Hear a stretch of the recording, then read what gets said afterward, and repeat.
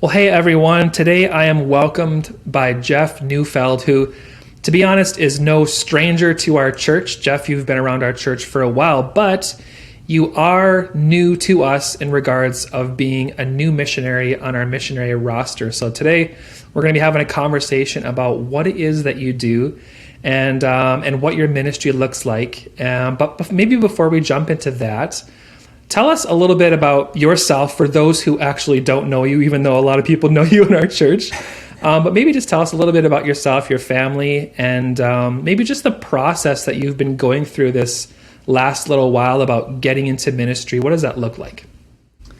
All right, yeah. So, I grew up in Steinbach area, so whole life.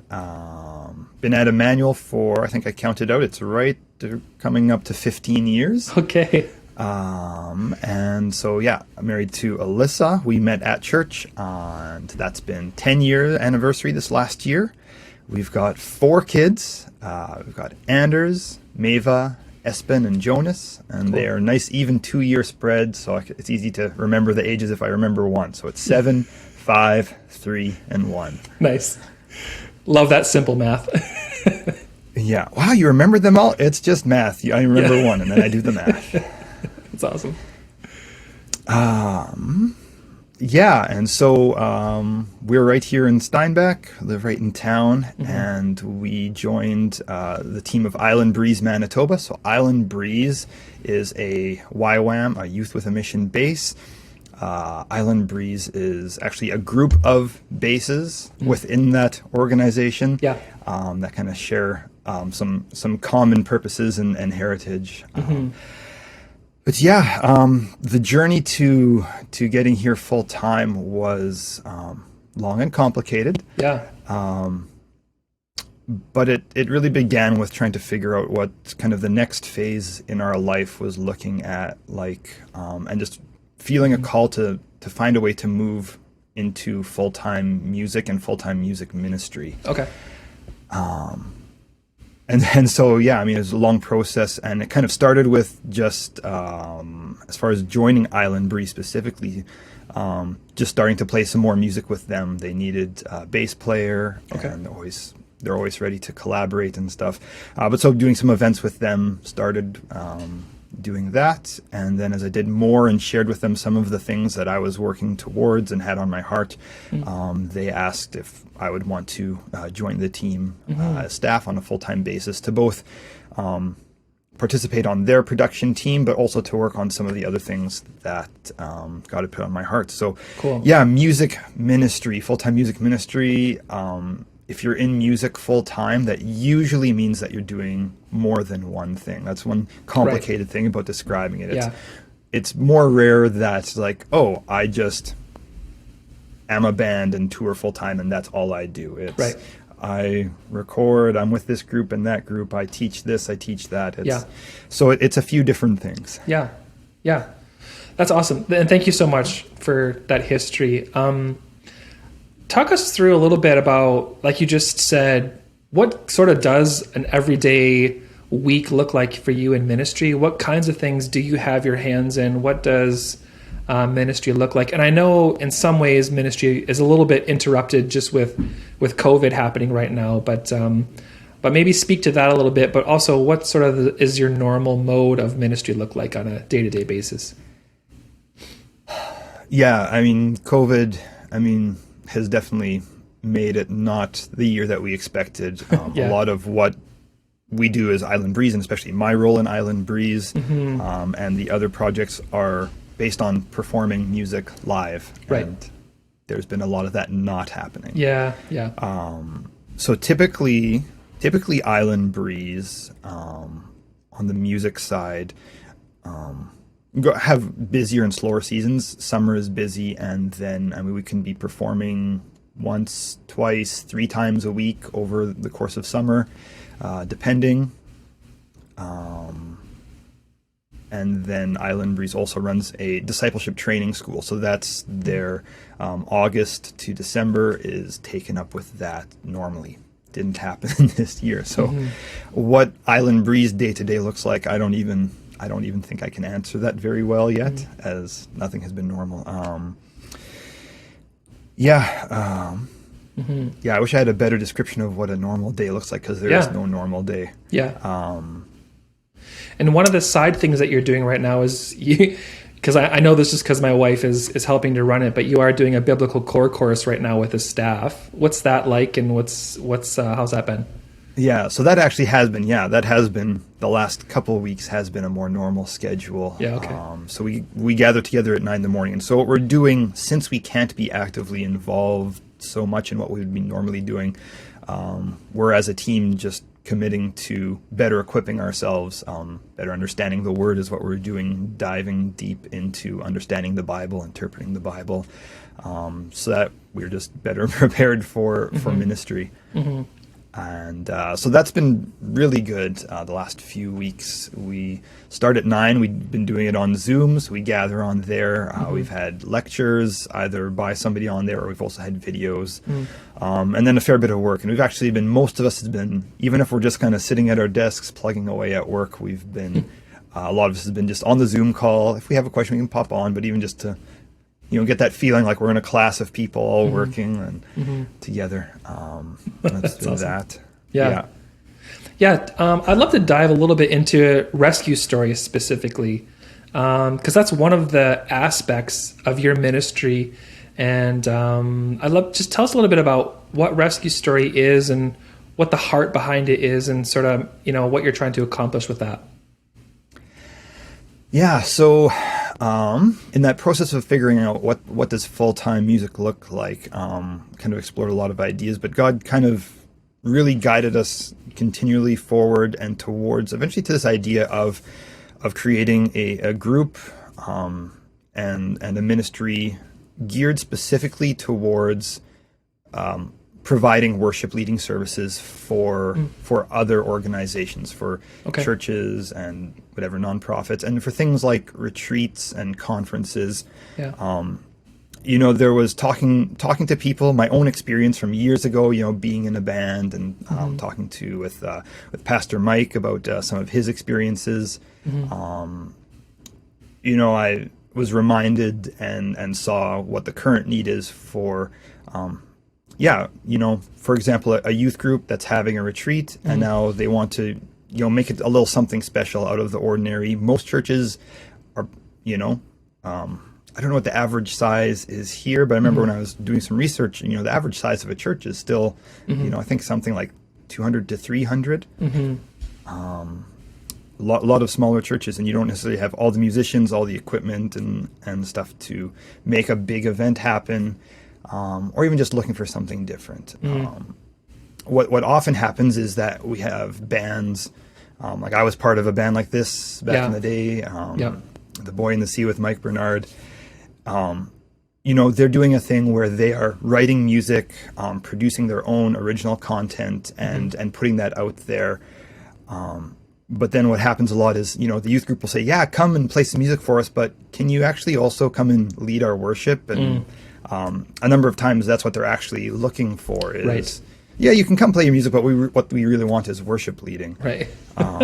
Island Breeze does this as well. This is something that Issy is very gifted in, especially. I'm a very structured person. Issy is very gifted in, what's the best way to put it? But, he brings the party. He brings the party. He goes with the flow. Structure isn't important. So we have very different ways of worship leading, but and that's that's a very island culture thing. Every islander I know, they can bring the party. Anywhere they go, it's a party. It's always a party. And I love that about Issy. It's so fun. So Rescue Story, to sum it up, we built that. We felt really called, like, hey, there's a need. There are people looking for quality musicians to come in and provide worship leading for, a night, a weekend, that kind of thing. And we just felt, we all felt called to be in that space. Thinking about what that meant as a bigger ministry, like what is our purpose other than showing up and playing music? For me, the heart behind and part of the name Rescue Story comes from just, okay, now what are we using this opportunity to do? How are we beyond just I mean, bringing worship music and worship leading, how are we ministering to people outside of that or in addition to that? And for me, it's been this journey of moving into full-time music has also been a journey of dealing with my own mental health. And as a Christian, as a worship leader, being in the church, dealing with those things, and going on that journey. And I really wanted to share that journey with people, to be involved in talking about that with churches and with groups, because I know it's something that, and we're talking about more and more as a society, but as church, it's a little bit of a different conversation than society as a whole. Where, well, it's a difficult thing when you are deeply depressed. Okay, well, we have hope in Christ and we have all these good things because we're Christians, and yet you're still not mentally doing well. And so does that make you a failed Christian? What does that mean? And so that's what's really dear to my heart, really personally, is using, and the goal is really to use Rescue Story to talk to people. I know we did a couple of retreats the last couple of years, not necessarily as Rescue Story, but with essentially the same people. Right. But having the chance to share those things at retreats, and then having 1-2 people come. If there's 50 people, there's probably 1 or 2 people who are going through some really serious mental health struggles. And so to talk to them and to connect and be like, hey, you're not the only one. Because I know for many, many years of my life, I didn't know who to talk to within the church who understood that. That's awesome. And I really I commend you for, one, I've seen you walking through your own personal battles, not intimately, but from afar. And I know that you've had your own struggles and you've been walking through them throughout the years. And I just want to commend you for recognizing that that's a struggle that a lot of other people walk through, and for being that resource and that bridge. I really appreciate that about you, Jeff. And for being that, you're right, that is a hard issue. And I wish it wasn't, but it is a hard issue within the context of a church to talk about, and to be open about, and to transparent about.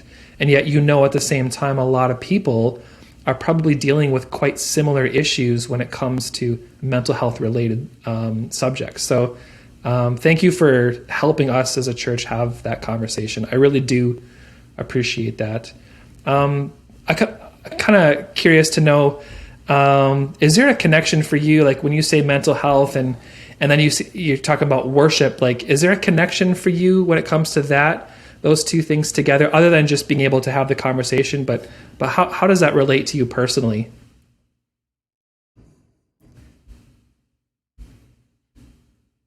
Ooh, that's a hard one. There's a certain degree that for me,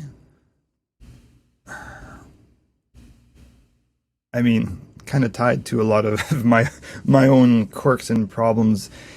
I wouldn't consider myself actually like a super, like, if I was to look at, a lot of people that, I don't know what the right way to put this is. Sure. In some ways, I would consider myself a bad worshiper. Maybe let's put it that way. Like, sure. It's maybe not necessarily my number one. Oh yeah, this is the music that I love to listen to, or always, grew up I love worship music. It's something that I've grown to love and grown to know how to play. I think my favorite songs are mostly not corporate worship songs, are not my favorite songs. My favorite songs, maybe by the same artist, but not songs that we would sing together, but ones that are a little bit more self-reflective and reflective of ideas versus worship songs. Okay. Yeah. And yet I found myself called to leading people. What I realized that I do love is I love, and always since being a kid, I loved doing music for people, not for myself. A lot of people are just happy to learn guitar, play at home for themselves. For me, music is doing it for other people, and leading worship is just like the biggest way. You're not just performing for people to watch you. You are using music to bring people along, to gather them together, to give a voice to them, and to do it together. Creating that shared experience with everyone. Yeah. Yeah. And so, yeah, I mean, my relationship with the music is complicated sometimes. Yeah. Or always is. Yeah. But yeah, I've just found that is, of all the places to, like, some people, I mean, some musicians and Christians are called to, perform at the bar, Right. in a totally secular crowd. Some are called to write music, and there's different areas that we're called to. And this has seemed to be that, at least at this time, just what God called me to. Yeah. Whether it's my actively favorite, like, I'm just 100% love worship songs, like our drummer in Rescue Story, he is like worship music. That is his music. That's what he loves. He loves to write praise songs and stuff. And so, yeah, it's a complicated relationship. And so if you're at church and, and the songs that we sing aren't necessarily like your number one songs that you totally connect with, I understand that as a worship leader, and I try to use that to inform how I choose. Yeah. But the songs that we sing, I know the songs that I like to sing are the ones that help us bring us together. And while my favorite songs maybe aren't the best group singing songs, and so we don't always do those, but yeah, it's a complicated relationship, isn't it? Well, thank you for being honest about that. Just turning our attention towards the future a little bit, as we see COVID regulations possibly lifting in the future, or as we sort of look down the road of the time of ministry for you, what kind of things are you working towards? What are some of your hopes, your dreams, your visions for the future? Maybe just describe that for us. Yeah, so on the Rescue Story front, definitely events happening, youth groups happening in person, and being able to go to those. Yeah. That's number one. I mean, it takes a while to go from like, do we plan something? Is it gonna, because this happened to us in September, where people are, okay, maybe we should start booking some things. Yeah. And then it takes a few months to plan these things. Generally, you want to book a few weeks out, and then there were things booked for November that if they'd happened in October would have been fine, but they would have happened, and in November, got shut down. So getting to that point, it's going to be a few months even once we start to feel like things are happening. Yeah. But yeah, number one is getting out and playing for people in person. Yeah. Is what we're waiting for. Same with Island Breeze. We're very active in Summer in the City, so there's some action on that. I have no idea what's going there, but if something happens there, you can be sure Island Breeze will be there. Yeah. This has, the last few weeks, I think, in Steinbeck for a lot of people has brought about a lot of the reality of, like, what does it mean to be in isolation? Yeah. And dealing with that, and people who are suffering. And I've just been struck against, like, it's like I've felt really convicted, like, have I just been sitting around? Have I been as busy as I could be getting out and talking about things in other ways? So that... for me especially, it's like it's young guys. We know young guys. There's who are suffering from this. I know of 3 in the last 3-4 months. 3 young men who took their own lives. Yeah, yeah. And it's not just it's not just one thing. It's complicated, but it's not. It was bad before. People would call it a pandemic or an epidemic of depression and suicide before, and it's only gotten worse this year. Yeah. So how do we move forward in that? Because it doesn't. We can go out. It doesn't just solve itself when you can go out and hang out with your friends again. Yeah. I hear you. I'm curious to know, because we've had the same. At least we've been having the same sort of pastoral care type of stuff happen over the last little while. Our pastoral care at the church has exponentially increased due to exactly what you're explaining. And if I look back over just the last season of our church, in a lot of ways, we've really mourned the passing of many of our beloved members. Some even just fathers of the faith, I would call them, or just some really dear friends, and we've really been in a state of mourning. I'm just going to turn the tables on you, Jeff, in the sense of when we're battling, with these kinds of mental health things, when we're going through these kinds of deep discouragement and anxiety and whatnot, what have you, from your own experience, found to be helpful tools or helpful, healthy coping mechanisms to sort of walk through these kinds of times? Like, what have you felt has really helped you and kept you going in some of your sort of darkest moments or your deepest valleys? Well, I think number one for me is sharing it. And that's when you're not doing well, it's hard to share. When you're depressed or anxious, it's usually really hard to be honest and to share and open. For me, I thought people understood what was going on in my head, but the truth was, like, I was just keeping it all up in my own head, and that only makes the problems worse. And that's part of the problem with isolation that we're being forced into, is it makes it harder to share, even if you want to. And so it's important to be sharing. I know I love that our church has Stephen ministers, that we have a ministry that is made to come alongside people and give those relationships. Maintaining and having relationships is huge, but I mean, and when you don't have those, it's really hard. For me, also, that idea of sharing it is also listening to other people talk about it was huge for me. Listening to other people actually just name things, naming things for yourself out loud, like, what are you going through, is huge. So yeah, reaching out for help, reaching out to people is the biggest number one thing. I would say is kind of that first step. And I mean, and it looks, these things look different for everybody, how they're feeling about things. But for me, a big problem and a big thing for me was just keeping things to myself. And that's through growing up in a way where it's like, oh, do we share everything that we're feeling? It's like, we sure didn't. Yep, I hear you. Yeah, that's you're almost breaking something that's been ingrained in you for so long. Yeah, I get that. Well, maybe keeping in that same vein, but flipping back to the ministry side of things, what are some of your biggest needs during this time? What are some of the things that, maybe it might be resources, funding, but on the ministry side, what's some of the biggest walls that you're trying to overcome right now? For us, for Rescue Story, a big thing is just looking to make more connections with people, organizations, people hosting events, doing that. It's been amazing how much kind of before pandemic hit, things were happening. But always that's the biggest thing. And that's a struggle for me. I'm an introverted person. A lot of performers are introverted because oddly enough, you'd think they're extroverts, but a lot of performers, or just as many anyway, are highly introverted. Building relationships with people who are, planning events with, youth pastors and stuff.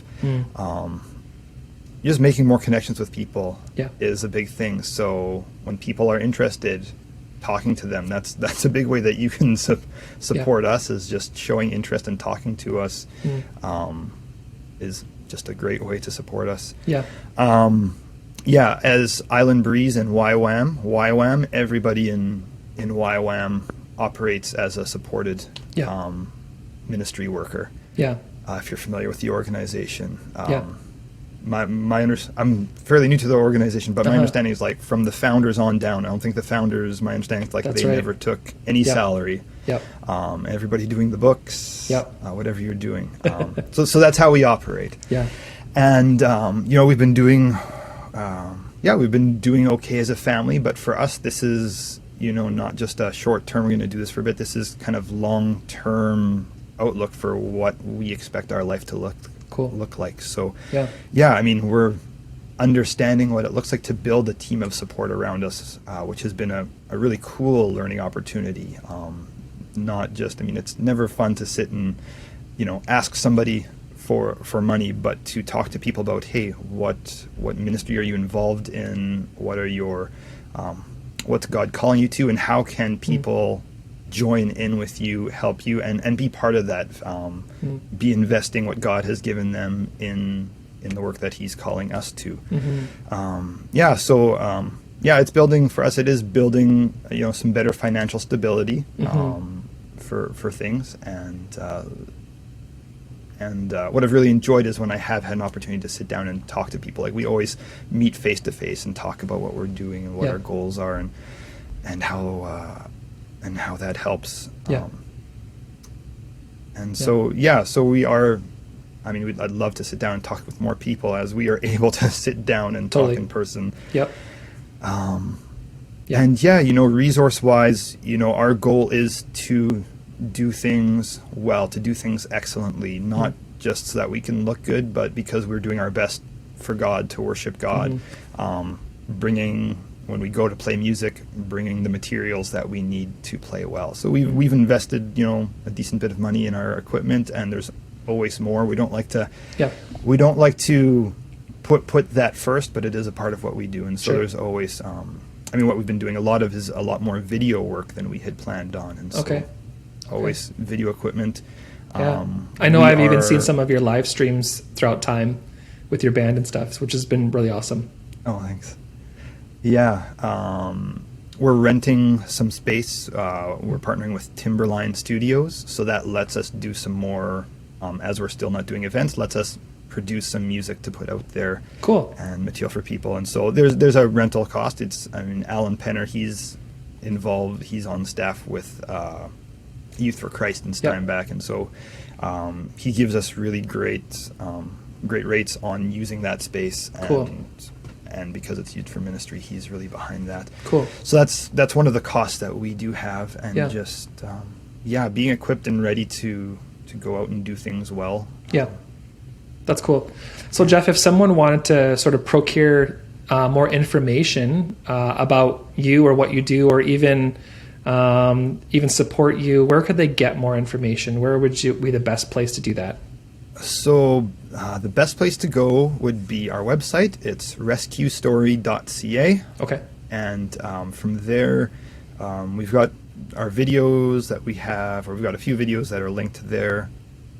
You can find information about us, what we do, about supporting us. There's some information on just how we operate and support, and contacting us, as well as social media. We've been trying to up our social media presence and just be active there, and we share. And that's where we share. If we put something out online right now, that's where we put it. So find us on Facebook, on Instagram, Rescue Story, or Rescue Story Music if you're need to search for it. You bet.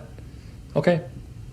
Cool. Well, I think if there's any last thoughts that you have here, I think this is a good place to wrap up. Thank you so much for sitting down and chatting through all the stuff that's going on in your life, and thank you for your transparency as well. I really, really appreciated that. And please say a big hello to your wife and kids. It's been a while since I've been able to actually see any of you guys, so it's really great actually being able to see you face to face here and have a conversation. So Jeff, thank you so much, and we wish you guys the best. Well, thanks, Scott. Thank you for your time and for giving me this chance.